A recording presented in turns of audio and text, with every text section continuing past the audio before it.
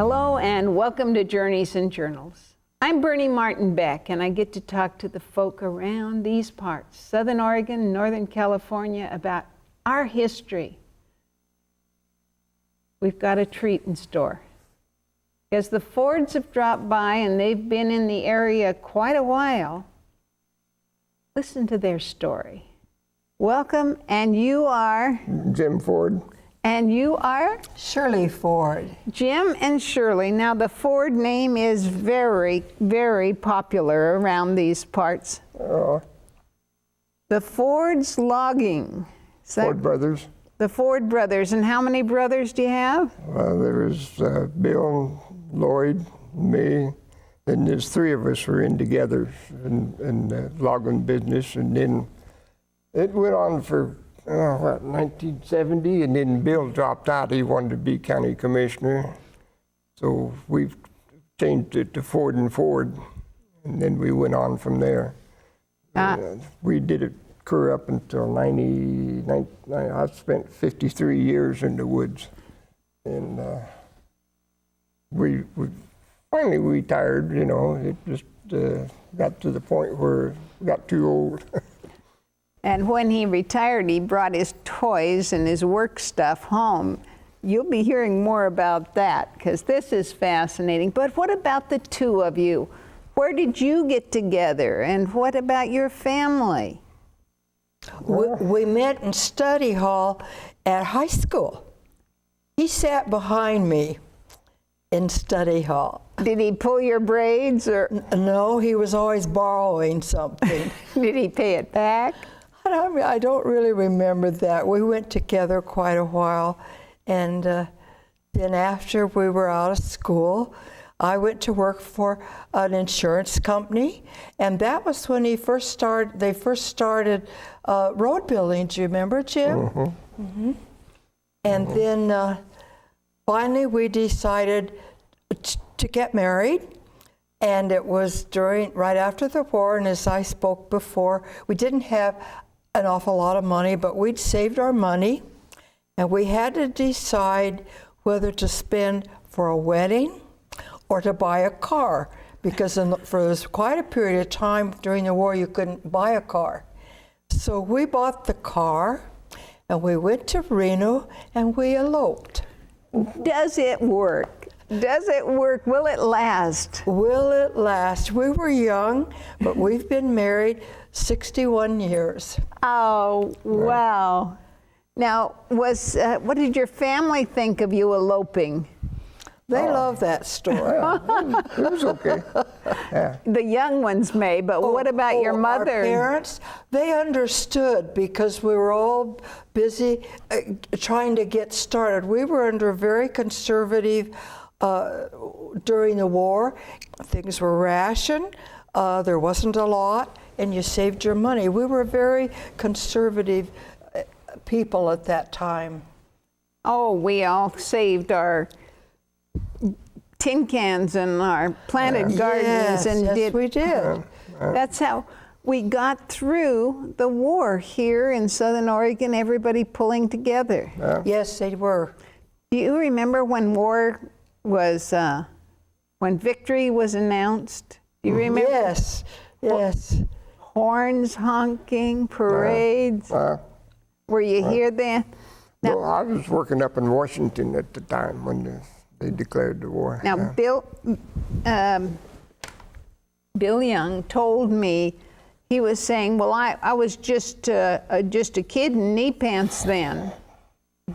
And I said, when the war was over? And he said, yeah, World War I. I went, oh, excuse me. And they hung the Tsar in effigy on 6th Street and the railroad tracks. I went, oh my goodness. Everybody was so excited. Yeah, oh, Bill Young was a good guy. Well, you've got a picture of Bill here, and you worked with him. Well, yeah, but not. He had a logging outfit, and we had a logging outfit, and everybody worked together in them days. You know, I mean, a lot of times you traded equipment and stuff like that, and everybody got along good together. You know, you brought something here that just fascinates me. There is a place called the Cedar Bark House. And you're honored here for your work. But tell me about this. What is it? Where is it? How can I find this place? Well, the Forest Service is rebuilding this house. It was built, this front part's the office, and it's got a big living room with the petrified fireplace and a loft upstairs and a bedroom and a kitchen and a bathroom and back bedroom. And it's all made out of Port Orford cedar. And it was built during the Depression, you know, the 3 C's. They set this piece of ground aside to study Port Orford cedar. And so they built this building up there for to have a headquarters there for this experimental station, you might call it. And, Now we're talking 1930? It's 1936 when they built it. And down below it, about 3 miles, they had a big CC camp. And there was probably 200 CCs there. And they had a sawmill, and they had a big camp. Now, how do you know these stories? Well, my dad, he closed the camp down in 1942 because they had to do it because of the war effort. All the CC boys, most of them went into the Army, or the service, Navy and stuff. So he had run CC camps up in Washington, so he knew how to close them down. And then the CC camp down there was on private ground, leased ground, so they disbanded the camp, and all the CC boys went back in, or went to the service, Army, Navy, whatever, Now, were you ever down there in those days, or you're too young? No, I was too young to go in the service. No, but were you down at the camp ever with your dad? Yeah, I was at the camp, and in later years they turned it into a logging camp. And I went back and worked in the woods there out of that camp. Yeah, this is that young guy. Isn't that something? You're how old here? About 30, about 32, somewhere in there. Just hard-working guy with his red Spenders on. Everybody did. I'm so glad you wore your Spenders today. Well, in the old days, you wore suspenders because you didn't want to wear a belt, because when you was working in the woods, you wanted to be able to get loose. Oh, and the belt would hang you up, so you wore suspenders and they'd tear loose. And same way you cut your pant cuffs off, and you didn't have them there, so they'd tear loose when you was running through the woods, to get away from the rigging after you set the chokers. Folks, this is language that I don't know a lot about, but you're learning with me. Well, you ran in to save your job and run out to save your life, is what it was. Is this, where is this Cedar Log House? What was that again now? Where is this? Oh, okay, you go to Powers, Oregon, above Myrtle Point. And Powers is an old logging town, and they had a railroad up into there. A railroad? Oh, yeah. The railroad logged out of there. Now, you keep going up the South Fork of the Coquille like you're going to Agnes. But before you get up to the divide, why, there's this flat here where this house is there. And it's 14 miles above Powers on the Forest Service Highway. Now, can I go there now? Well, we had to put up a big gate to keep the vandals out. We got vandalized, but yeah, we can fix it so you can go there. But the snow is deep right now? Well, I imagine there's probably snow there, but it's not a good time to go, because if you get a storm, a lot of times the highway can get closed with slides, and we don't go over very much in the wintertime unless we know. We call the Forest Service and find out if the road is open. Okay, now what's your job been there? I'm just kind of a coordinator to help the Forest Service finish up the building, and they ran out of money. They did most all the work, but we went in and the family, and put the floors down and bought a lot of stuff for it. And we're trying to get it finished up so they can rent it out. And that's what should happen, is rent it out so it can be used. Before it wasn't used, and so it deteriorated. Well, now, you're talking about the Ford family doing the volunteer work, Just right? volunteer, yeah. Yes, that's right. Why is it so important? Because they named it after his father. The whole that whole unit, yes. They named the whole thing after my dad, And his name is? Ferris Ford. Now, Ferris Ford came to Southern Oregon just to close this down, or what was his job? No, they transferred him down here to lay out the chrome roads, you know, to survey them in. Now, why chrome roads? Because the Philippines was taken over by the Japanese, and that's where the big chrome mines were. And they needed the chrome for the war effort. So they had a big chrome depot here in Grants Pass, and they bought.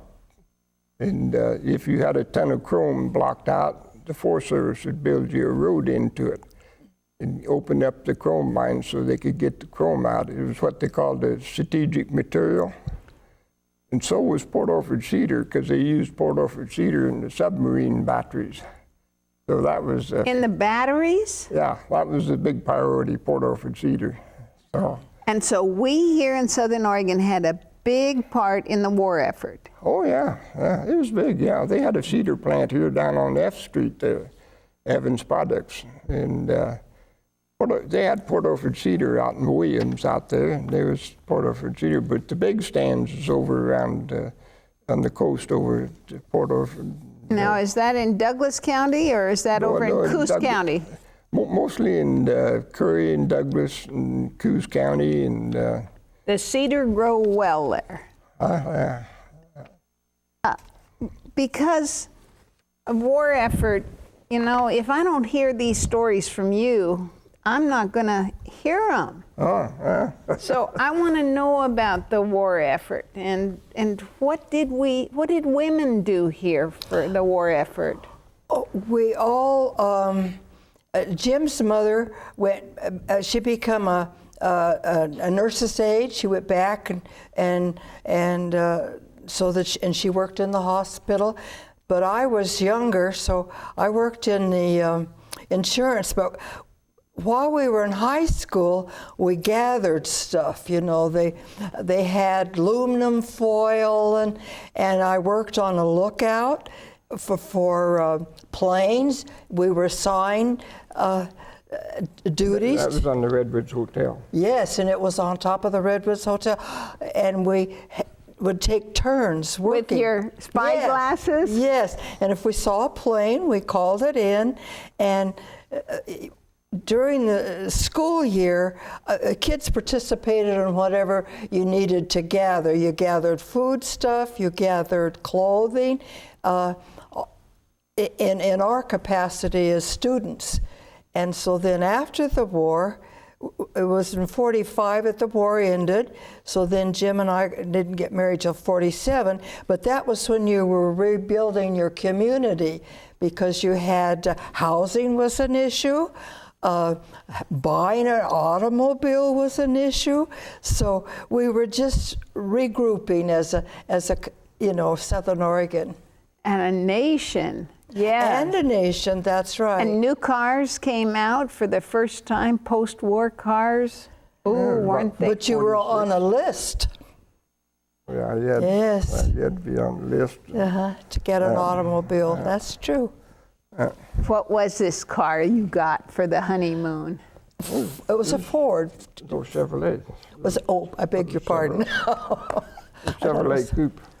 And you remember the color? Yeah, Black. Oh, of course. Of course. You could have gray or black. I think that's about it. Gray, black, or beige, maybe. You didn't have much choice. No. You've brought so many things here about logging, but first of all, why don't you tell me about, we've heard Ferris is your dad. What about your mom? Ruth. Ruth? Mm-hmm. Ruth Ford. And what did she think of moving out here, out west, to be a She loved it. She loved it. It was cold where they came from, very severe winters, and she loved Southern Oregon. Yeah, she did. We was born and raised up on the Canadian border. Oh, Eastern no. Washington, yeah. That is cold stuff. Yeah, so. Now, the whole idea that you have volunteered to build this, to rebuild this museum, whose idea was it? How did it get started? Well, the Forest Service, they want us, like they save a few lookouts, you know, and rent them out. And they got what they call the Ludlam House over on the Chetco River. It was an old homestead, and they rebuilt it, and they ran it out, and they want to do that. And so they named it for my dad, so then we got involved in helping them finish it up, and they own it, and they take care of, they're going to, you know, look after it and everything. We're just part-time caretakers until we get it finished and they start renting it out, and then we won't have nothing more to do with it because it belongs to the people. Well, they're going to have Boy Scouts come and Girl Scouts. We're talking 1,800 acres. It's protected now, of course. And Jim's father was very prominent in the Forest Service. Oh, I've heard, because my father-in-law, Keith Beck, worked with him. And when, of course, Bill Ford was my next-door neighbor to my in-laws. And Bill was one of my early guests here on TV. I thought the world of your brother, I want to tell you. He was a good guy. Tell me, if you would, Port Orford Cedar, what's a big log look like? I mean, you've seen some big logs come out of there. Well, How big is big? Port Orford Cedar, I could have bought a piece, but it's got a different smell to it. Yeah, you can really smell it. I mean, they used it for make cedar chest out of, because moths won't get around Pencils? it. And, Pencils. Yeah, there's certain pencils, yes. yeah, it's pretty valuable. I remember we had a pencil sharpener. And when you sharpened the pencil, it had an aroma that you just don't get anyplace. Oh, that must have been the cedar. Port Orford Cedar. I'm told that pencil making kept some logging alive during the Depression. Is that right? And I lost the family name. They sold their cedar to pencils. Valere? Well, there's about 7 different species of cedar. You know. Did you remember the Valeres from? Oh yeah, out in Cave Junction. Yeah, they had a big mill out there. See, his first name was Jack Valere, wasn't it, Jack? Yep. Yeah, Jack. Yeah. And they had the contract to build the road up to the caves. And they were the ones that insisted on leaving the big trees right along the road. Well, that's Port Orford Cedar up in there. Beautiful stuff. Now, this Forest Service bestows a volunteer award. It says Jim Ford of Grants Pass receives the honor for his work restoring the Cedar Bark House. So you've been written up more than once. Your community appreciates. It's like I said, I'm just kind of a coordinator and try to get everybody Well, you've together. done a lot of work. They redid the ceilings. They had to finish that building internally. Now you've seen some logs. This is a 1 log load. What's the biggest log you ever saw come out of the forest? They had it was over there, Powers too. That was what they called the Queen Mary. That was up above Squaw Lake there. That was Walt Sykes logged it, and they should never have cut it. Should have been left. I mean, there's things that happened that should never have happened. They should have left that tree. It was about 12 feet something. It was over 12 foot on the stump, Douglas fir. On the stump. I haven't heard that term in a long time. What's it actually mean? Well, that's where you measure. This is the stump here, and you measure across from here to there. You measure the diameter across it. Yeah. And it was 12 feet, over 12 feet across. Well, now, how do you get a 12-foot diameter on the stump tree to mill? How do you get it down to the mill? Well, you can get it on a log truck, and it's a one log load. And like I was telling you, you got to get a permit sometimes. But back in them days, you didn't have to get a permit. In later years, we had to get a permit to haul an overweight load if it was a one log load. But in them days, you didn't, and you got it on the truck, and you got it to the mill. And that's when you got paid for it. Well, and now how does one get paid for a log? Well, you on the small end, you measure from there to there, and Okay. you got a scale book. I've got my log load here. Okay. You gotta show me. Okay, this is 34 feet. Say that's 34 feet. Then you measure here. Now, the big end? Yeah. Well, no, you measure the small end. Okay. You measure the small end. Okay, say that's 49 inches. Then you get the scale book out and you look at it, and you look down to it, and across the top there'll be the log length. And you say it's 34 feet, and then you come down here and it's 49 inches, and you come together there. This guy's done that before. It's obvious. Well, they go, then they'll tell you how many board feet that's in that log. It's a calculator of a different kind. It takes a calculator of a different kind. It's on right, paper. Yeah. Let's get back to the two of you. You live on a ranch, a small ranch in town. Well, at that time, it was way out in the country, supposedly, we lived. And my friends used to complain, Shirley, why did you move so far out in the country? And now Grants Pass, of course, has grown out around us. But we like the space and the privacy, so we still live on this 2-acre farm.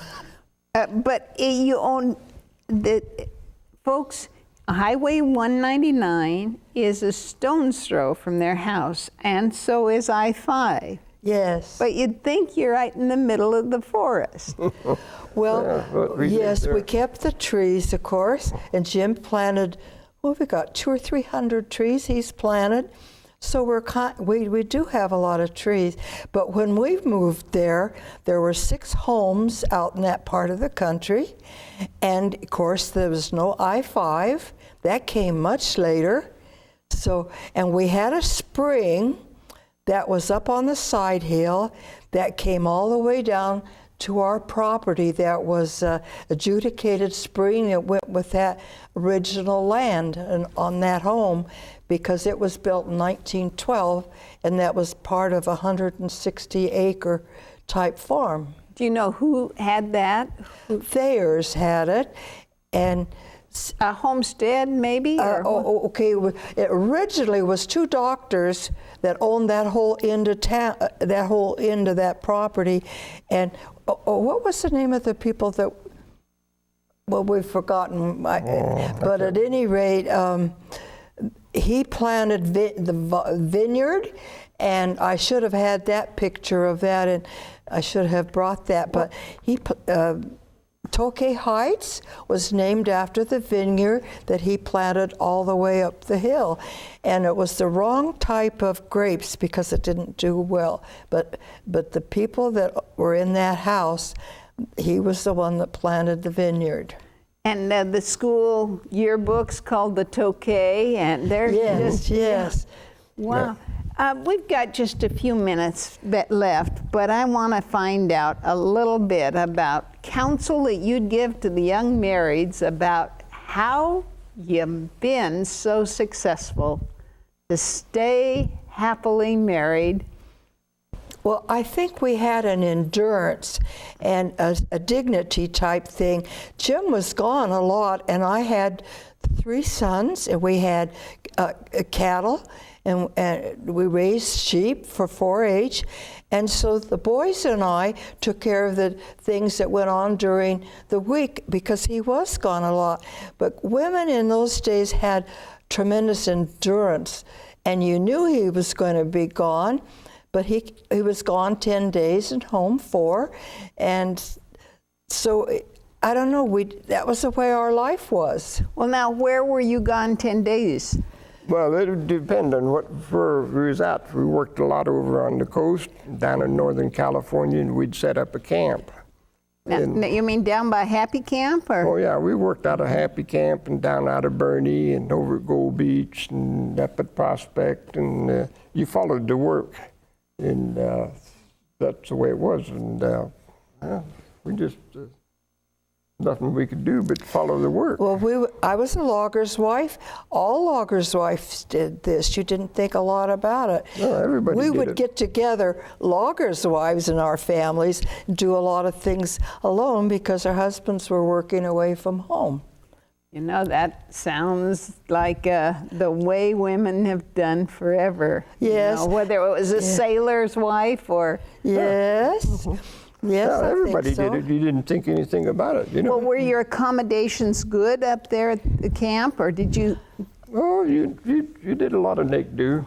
Well, they had their own camp part of the time, and they had a house trailer.